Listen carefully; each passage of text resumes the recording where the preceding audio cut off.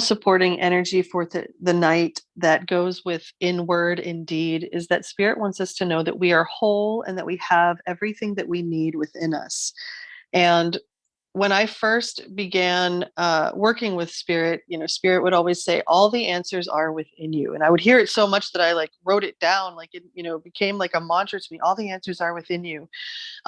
Because at that point in my life, I was still looking outside of myself for, some of these answers, looking to friends or family or ideas or belief systems. And so what spirit really wants us to remember is through our relationship to our divinity, we will discover our soul, we will discover the wholeness of who we are and the spark of the divine within us. And we will recognize that when we live in that zone, in that pocket, everything that we need, all the resources, all the people, all the events and situations and opportunities, they flow to us and through us because we are in that space.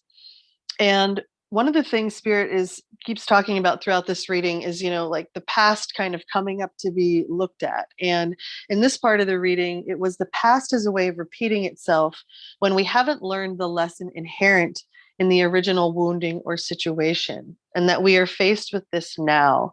So if going through the week, or maybe already we've had this experience, but we have this feeling of like, man, like I thought I already like moved through this pattern, or like, how am I here again?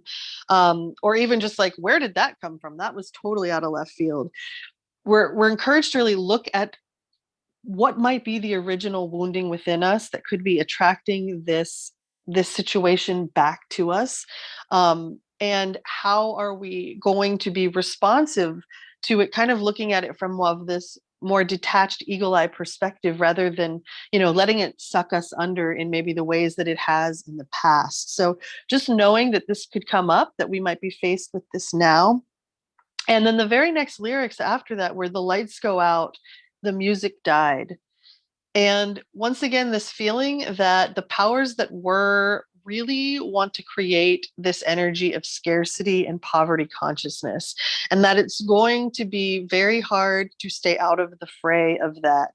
And yet, if we can remind ourselves that we are abundant, the earth is abundant, God is abundant, life force is abundant, if we can stay in that life affirming consciousness, the lights will not go out and the music won't die. And we will be the ones to make sure of that.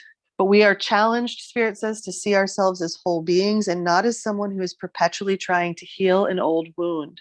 We will repeat the past if we do not reclaim the things that we believe we have lost, individually and collectively. The information that we need lies in our personal and collective history.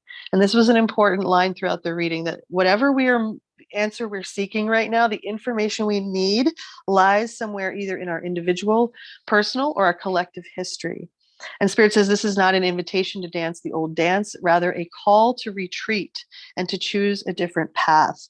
This is the ultimate course correction of and for humanity. And Spirit was very specific and made me bold this, and specific in the wording of and for.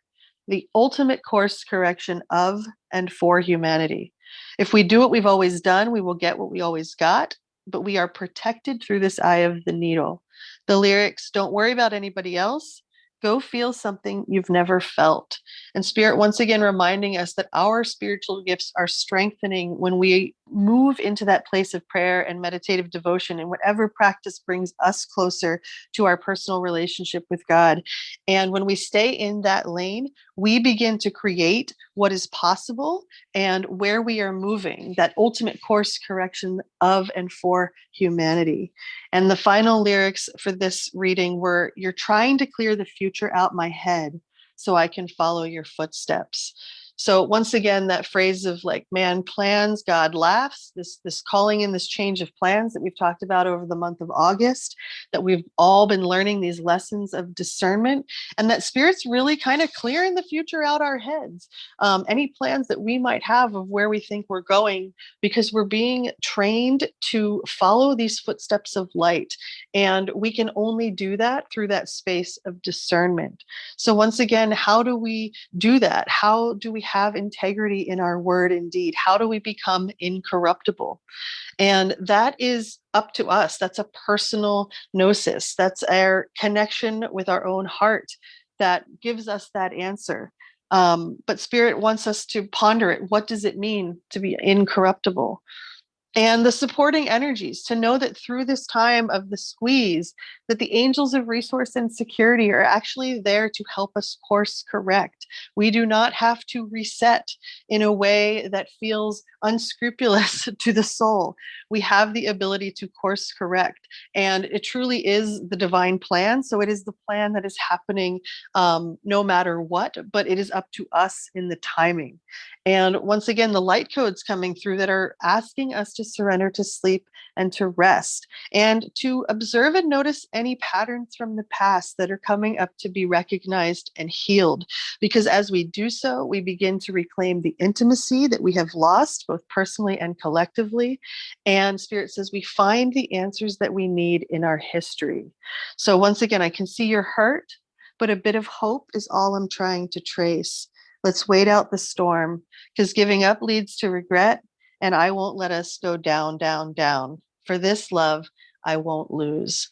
And Spirit reminds us that we are never alone. No matter how much it feels like that, we can always cry out in prayer. We can always tune in, placing our hands on our heart, taking a good deep breath into our souls, and knowing that we came here to create something that has never been seen before, has never been felt before, even at the level of soul. But if we can each be within our own alignment and then come together, wow, what we can create.